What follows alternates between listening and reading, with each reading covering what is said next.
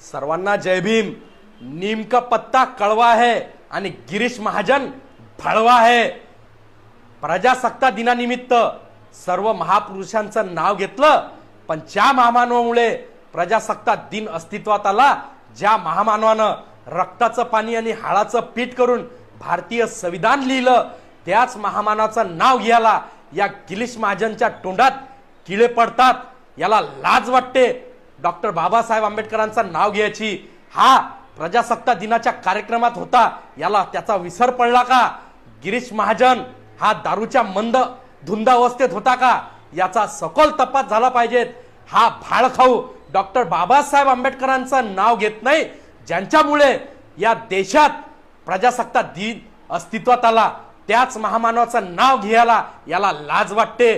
तात्काळ गिरीश महाजनला या पदावरून हकालपट्टी करून